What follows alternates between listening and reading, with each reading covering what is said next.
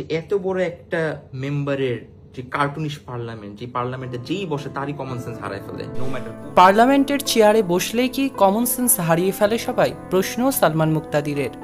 সোমবার 21শে জুলাই দুপুর 1টার দিকে দুর্ঘটনায় পড়ে বাংলাদেশ বিমান বাহিনীর একটি প্রশিক্ষণ বিমানটি উত্তরার মাইলস্টোন স্কুল অ্যান্ড কলেজের একটি ভবনে গিয়ে পড়ে বিধ্বস্ত হয়ে ধ্বংস হয়ে যায়।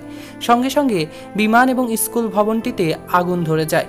যে ভবনে এটি বিধ্বস্ত হয় সেখানে বহু স্কুল পর্যায়ের শিক্ষার্থীরা ছিল, যাদের বেশিরভাগই হতাহত হয়েছে। স্কুল পর্যায়ের শিক্ষার্থীদের এমন হতাহতের ঘটনায় সামাজিক যোগাযোগ মাধ্যমে চলছে শোকের ছায়া, যার রেশ ছুঁয়ে গিয়েছে তারকাদের মাঝেও। জনপ্রিয় কন্টেন্ট ক্রিয়েটর এবং অভিনেতা সালমান মুক্তাদির ফেসবুক পোস্টে ফেটে পড়েছেন ক্ষোভে। তিনি তার ভিডিও রিলস মঙ্গলবার 22শে জুলাই শেয়ার করেছেন, যেখানে ফেসবুক পোস্টকে কেন্দ্র করে কথা বলেছেন তিনি। পোস্টটি সম্পর্কে জানা যায়, রাজধানীর উত্তরায় মাইলস্টোন স্কুল অ্যান্ড কলেজ ভবনে বাংলাদেশ বিমান বাহিনীর যুদ্ধবিমান বিধ্বস্ত হওয়ার ঘটনায় ক্ষতিগ্রস্ত ব্যক্তিদের জন্য অর্থ সহায়তা চেয়ে প্রধান উপদেষ্টার ভেরিফাইড ফেসবুক পেজ থেকে দেয়া হয়েছিল সেই পোস্টটি। তবে আজ মঙ্গলবার দুপুরে প্রধান উপদেষ্টার ভেরিফাইড ফেসবুক পেজ থেকে পোস্টটি সরিয়ে নেওয়া হয়েছে বলে জানা যায়। তবে কী কারণে সেটি সরিয়ে নেওয়া হয়েছে তা এখনও উল্লেখ করা হয়নি। পোস্টটি ঘিরে সালমান মুক্তাদির বলেন, পার্লামেন্টের এই চেয়ারে যেই বসেন সেই কি তার কমন সেন্স হারিয়ে ফেলেন? তিনি প্রশ্ন ছুড়ে বলেন, কেউ কি সরকারের কাছে কোনো রকম আর্থিক সহায়তা চেয়েছে?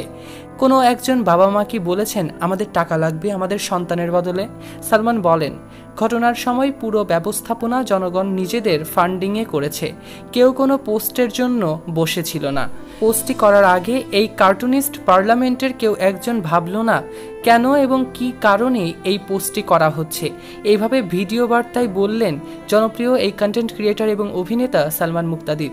মানুষ তখন আসলে কি চেয়েছিল সে প্রসঙ্গে মুক্তাদিরের প্রশ্ন, মানুষ কি টাকা চেয়েছিল? মানুষ আসলে চেয়েছিল জবাবদিহিতা, স্বচ্ছতা এবং তাৎক্ষণিক কার্যক্রম। আর এই পুরো বিষয়টাকে পাশ কাটিয়ে কি করা হলো? 50 বছরের সেই পুরনো কথাবার্তা, তহবিল গঠন, তদন্ত কমিটি গঠন, এখন সেগুলো নিয়েই তদন্ত হবে। এ নিয়ে আপনাদের মন্তব্য কি কমেন্টে জানাতে ভুলবেন না। সৈকত আহমেদ নূর, সেলিব্রিটি লাইফলাইন।